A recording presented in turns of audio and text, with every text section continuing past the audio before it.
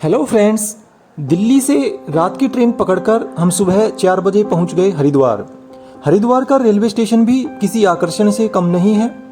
जिस ट्रेन से हम आए उसने केवल 4 घंटे लिए हरिद्वार तक पहुंचने में।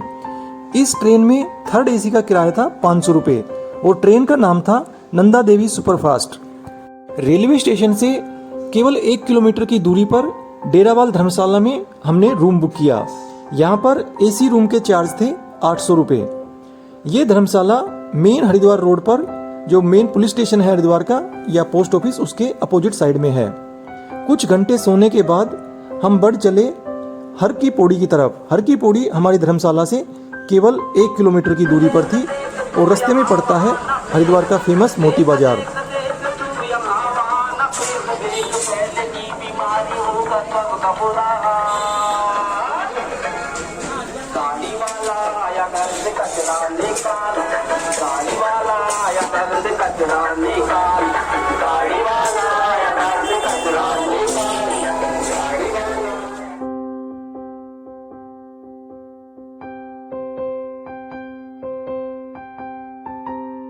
ये जो भव्य नज़ारा आप देख रहे हैं ये है हरिद्वार की फेमस हर की पौड़ी।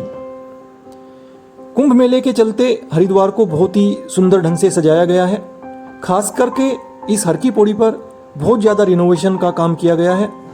हर जगह स्टील की रेलिंग लगा दी गई है, घाटों पर ग्रेनाइट के पत्थर लगाए गए हैं, नया पेंट किया गया है और एक सिमेट्री में हर चीज़ को सजाया गया है, चाहे भले ही लोकल शॉप्स हों या पुराने मंदिर।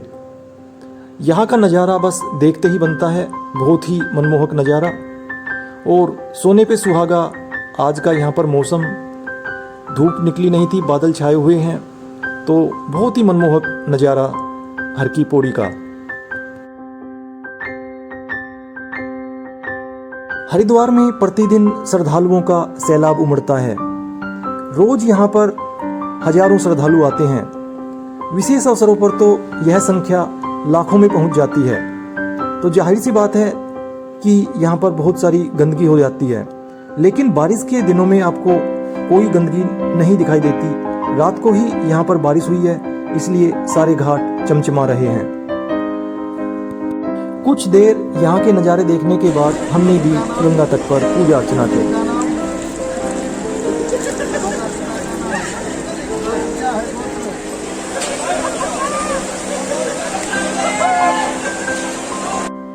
गंगा मैया की पूजा अर्चना करने के बाद समय था यहाँ पर बने हुए मंदिरों में प्रार्थना करने का।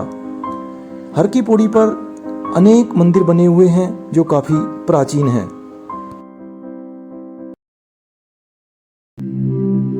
और ये रमणीक दृश्य है समुद्र मंथन का।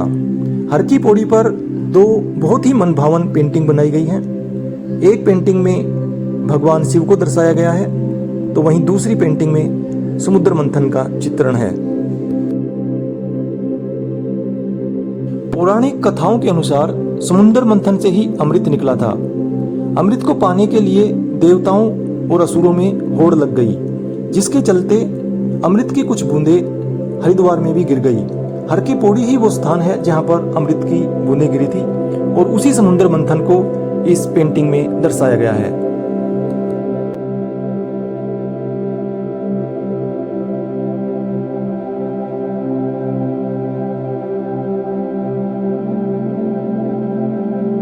पूजा अर्चना करने के बाद अब समय था ब्रेकफास्ट का, इसलिए हम वापस गए मोती बाजार में, जो हर की पौड़ी से लगभग आधा किलोमीटर की दूरी पर है।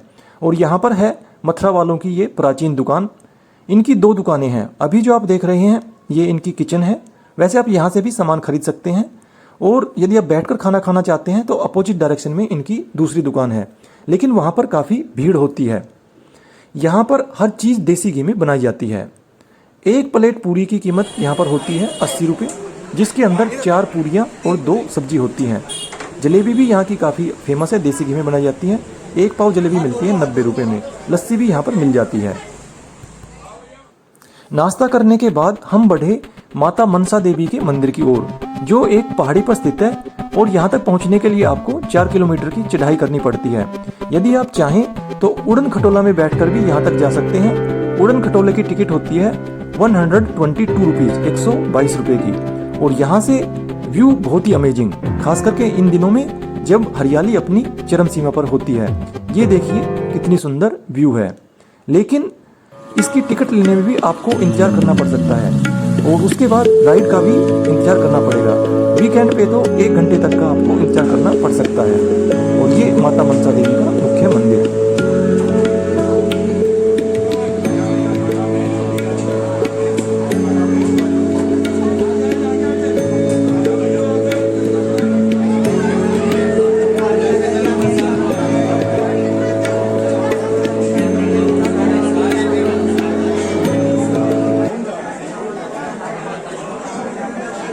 माता मनसा देवी से नीचे आकर हमने एक ऑटो हायर किया और बाकी के डेस्टिनेशन हमने ऑटो से ही कवर किए। जैसा कि मैंने आपको पहले बताया था, कुंभ मेले के चलते हरिद्वार में काफ़ी नई चीज़ें बनाई गई हैं। उन्हीं में से एक है ये ओम घाट, जो दिल्ली हाईवे के नज़दीक ही स्थित है, सिटी से एकदम बाहर। बहुत ही सुंदर ये ओम ब्रिज। ओम ब्रिज के बाद हम पहुँचे पावन धाम मंदिर में। इस मंदिर के अंदर सभी प्रतिमाएं और कलाकृतियां कांच से निर्मित हैं, यानी कि यहाँ पर ग्लास का प्रयोग किया गया है।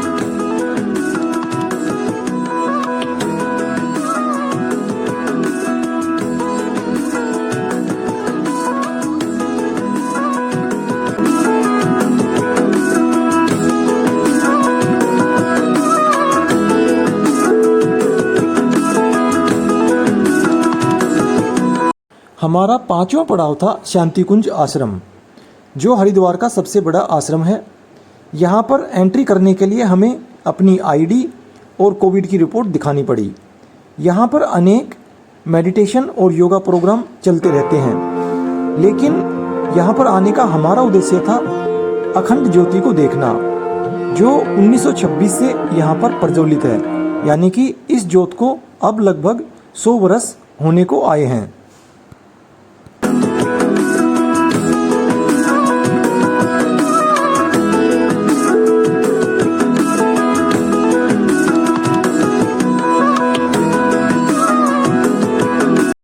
और अब हम आ पहुँचे हैं हमारे आज के अंतिम पड़ाव पर, जो है भारत माता मंदिर। इस मंदिर के अंदर 7 फ्लोर हैं। आर्किटेक्ट का एक बहुत ही बेहतरीन नमूना। मंदिर के ऊपरी फ्लोर जो हैं वो हिंदू धर्म को समर्पित हैं, जबकि नीचे के फ्लोर हमारे देश यानी भारत माता को डेडिकेटेड हैं। इसीलिए इस मंदिर का नाम भारत माता मंदिर पड़ा है। इस मंदिर का उद्घाटन इंदिरा गांधी ने किया था। ऊपर जाने के लिए तो आप लिफ्ट का इस्तेमाल कर सकते हैं, लेकिन नीचे आपको सीढ़ियों से ही आना पड़ेगा। और इस मंदिर से हरिद्वार की अगेन बहुत ही सुंदर व्यू दिखाई देती है। हरिद्वार में इतने मंदिर हैं कि एक दिन में उन सभी मंदिरों को कवर कर पाना संभव नहीं है।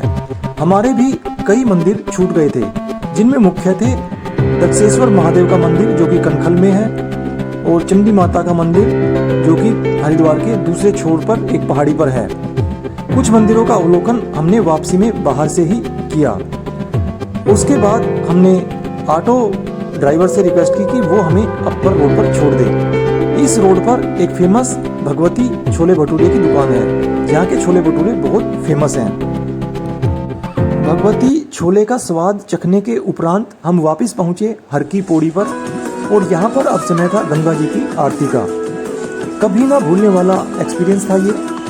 इतनी भारी संख्या में श्रद्धालु शायद ही आपने कहीं पर देखे होंगे। आरती सूर्यास्त के बाद आरंभ होती है, लेकिन भक्तजन यहाँ पर 5 बजे से ही बैठना शुरू कर देते हैं।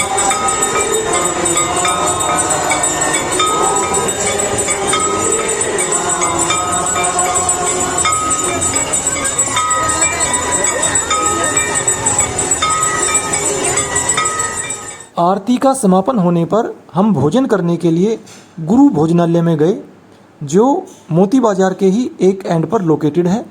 यहाँ पर एकदम घर जैसा खाना मिलता है और थाली की कीमत है केवल 80 रुपये। तवे की रोटी और शुद्ध मसालों से बनी हुई दाल। त्यागी जी की दुकान पर दूध पीने के साथ ही हरिद्वार में हमारा पहला दिन संपन्न हुआ।